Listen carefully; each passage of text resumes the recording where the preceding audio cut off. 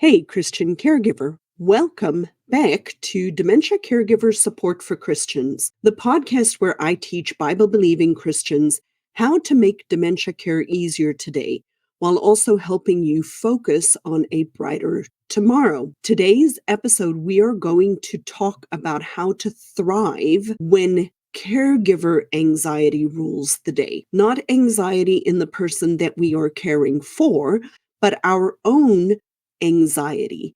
And so I thought it would be a good idea to start out this episode by reading a part of Psalm 127. Unless the Lord builds the house, those who build it labor in vain. Unless the Lord watches over the city, the watchman stays awake in vain.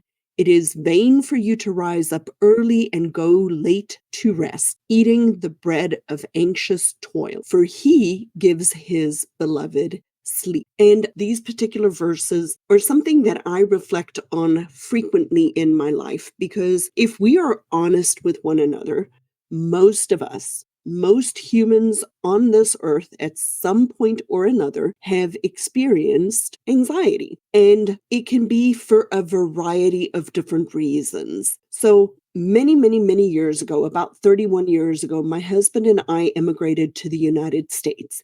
And the company that brought me and him over from South Africa was an interesting company, because the owner of that company, and I won't mention the name of the company, it's been decades ago, actually was exploiting the people that she was bringing over from South Africa. And the first year that we were living here, I was a traveling occupational therapist, and we moved from place to place, apartment to apartment, and we saw a huge part of the country. But the problem was that this particular owner of this particular company, she wasn't meeting her obligations. Part of the agreement was that she was supposed to pay for our rent, and they were supposed to pay the utilities and all of these different types of things. She didn't always pay us on time.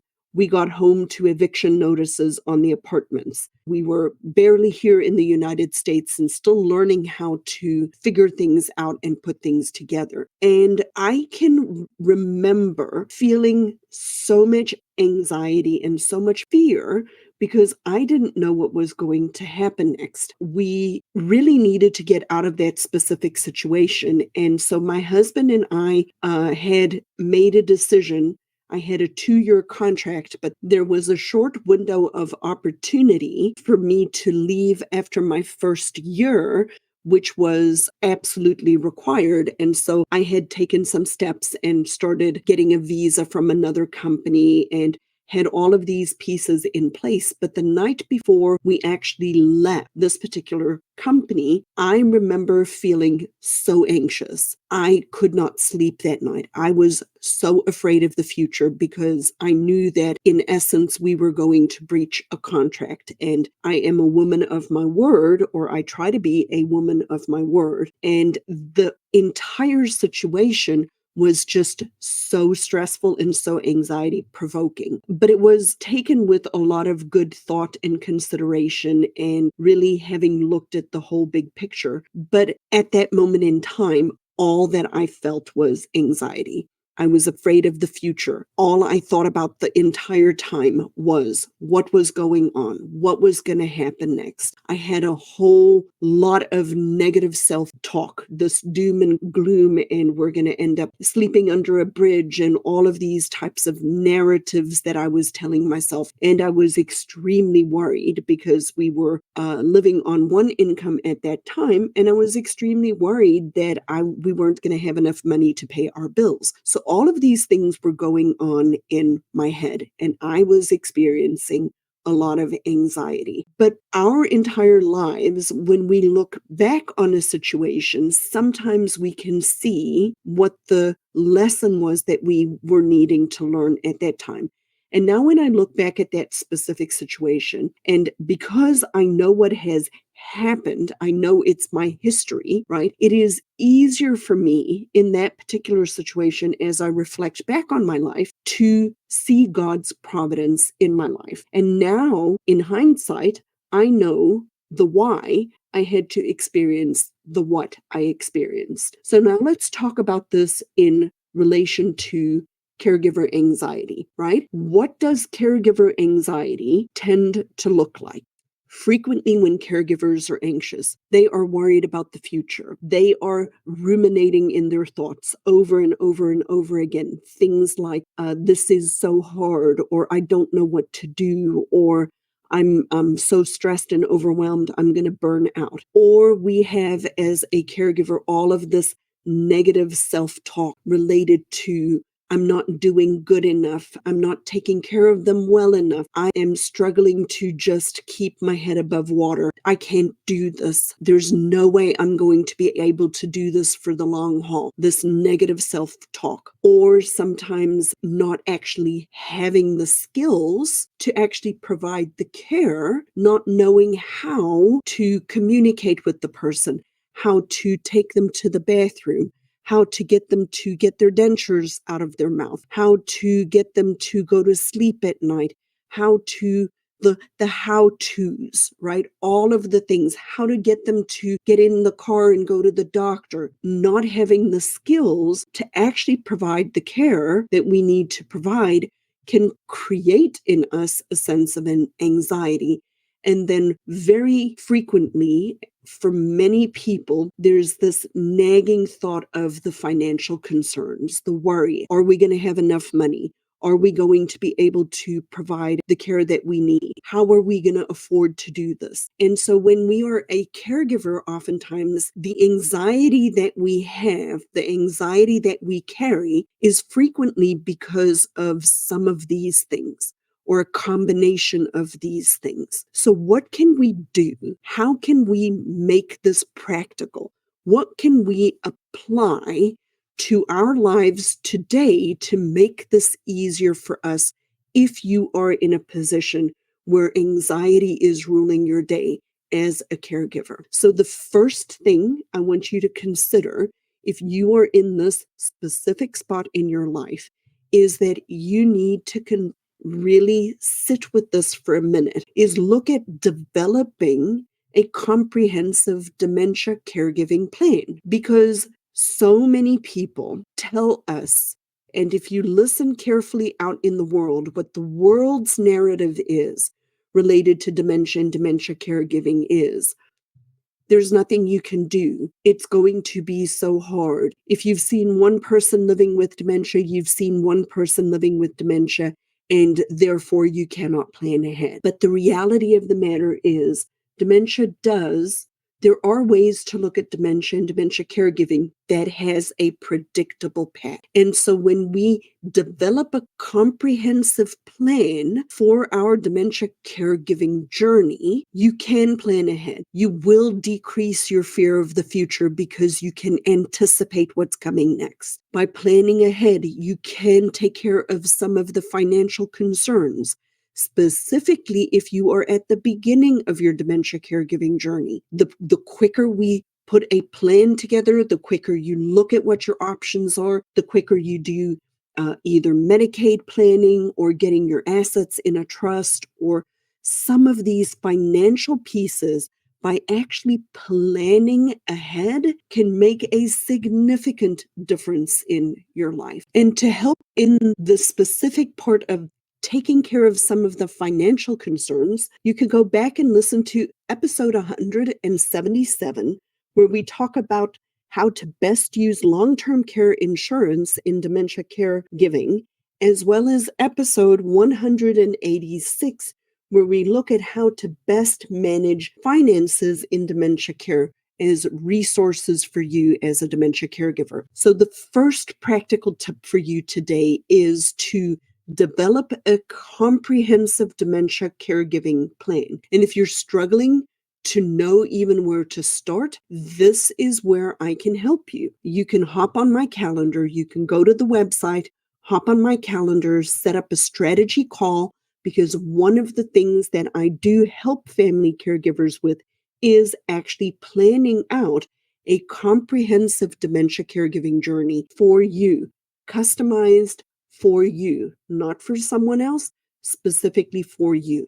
So that is one way we can connect. The second practical tip that you can take away from today is you can, as a caregiver, and this will significantly decrease your own anxiety, is learn the practical skills for caregiving. Learn the nuts and bolts, the how to do caregiving. And when you learn those skills, it will make your life significantly easier. There are two distinctly different things that you as a caregiver need to learn. You need to learn the physical act of caregiving, which comes later on in a person's dementia journey. The first thing you need to do is learn the communication skills to be a caregiver, the emotional skills to take care of the person that you're taking care of. And so those are very important skills to learn. The reality of the matter is most of us focus on learning the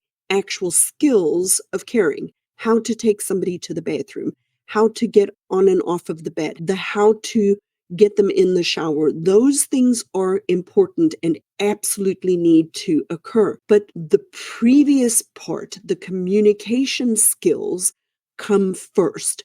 If you can start to teach yourself earlier on how to communicate well, how to literally speak dementia, you will have come a significant way in decreasing your own anxiety as a caregiver. Now, a very good way to learn how to communicate with a person living with dementia is being in a community of other caregivers who are learning to speak dementia. And so that is where I offer the group coaching. So if you're ready for that level of support, hop on my calendar and we can have a dialogue to see whether you are appropriate for the community that I am developing and growing to put support around caregivers just like you. If you need some help in learning the physical side of caregiving, one good strategy for you to implement is some skilled therapy, some physical therapy, some occupational therapy,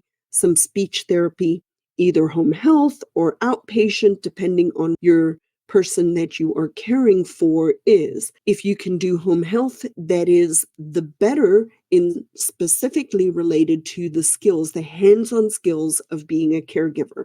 So home health is an option, and I want you to continue to remember that. If you're not quite ready for a formalized coaching program, I would strongly encourage you to go to good Facebook groups where you can get some support. And please be very careful which Facebook groups you join, because the reality is that some are just propagating, continuing to bring forth this narrative related to caregiving that is extremely negative and extremely toxic to you and your brain. I do have a free Facebook group. It's called Dementia Caregivers Support for Christians. So if you're not a member of that community, hop into that community too. It is free. You can ask me questions there. Obviously, the level of support is a little less, but it is a place for you to get some additional support to learn the physical and cognitive skills and communication skills to take care of the person that you love and that you are working on ensuring that you do the best care possible. And then the third way that you can change whether or not caregiver anxiety is ruling your day is thinking God's thoughts after him, which is why I started with Psalm 127, where God talks to us in his word about the fact that it is vain for us that we get up early and go to bed late to rest and eat the bread of anxious toil, for he gives his beloved sleep. And we can decrease our own anxiety by thinking God's thoughts after him. And so one of the practical ways that you can do this today is pay attention to that negative self-talk in your brain, because we as humans have about 4,000 thoughts a minute. I don't even know how they come up with that, but it is vitally important that we think God's thoughts after him, that we look to God to provide us the resources that we need. And I'm not talking about financial resources, even though that can be a part of it. But the Lord will provide the right people at the right time to help you in this journey. But what he expects of us is that we are active in this. And if you go talk to anybody who is a biblical counselor, one of the biggest things that they tell you when you're experiencing depression is not to let your thoughts circle down into that negative loop related to whatever it is that you're thinking about. It's so hard. I can't do this. I'm too tired. I'm so overwhelmed. It's going, dementia is the worst kind of death that you can have. Whatever these negative self-talk thoughts are that we have, we can reframe them. We can stop them in their tracks. We have a lot of power over our own thinking. We just don't think that we do.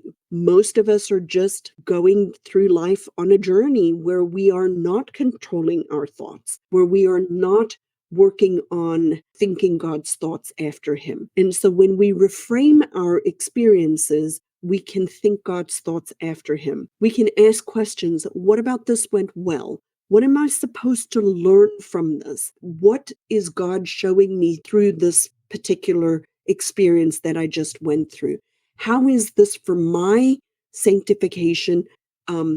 How is this playing into my sanctification? And how is this particular experiencing for God's glory? So I invite you today to really think God's thoughts after him. And remember that dementia and dementia caregiving does not have to be this hard. We can put supports and structures around you. And always remember that one of the fundamentals of dementia and dementia caregiving is relationship. And it's the three-legged stool of the relationship between you and God, the relationship between you and yourself, and the relationship between you and the person that you're caring for. All three of these are a part of a three-legged stool that need to be there in order for it to be balanced. If one of these is out of balance, then the whole stool topples over. So I really strongly recommend that you pray on a daily basis, spend a couple of minutes in the Word every single day, even just thoughts of a quick little prayer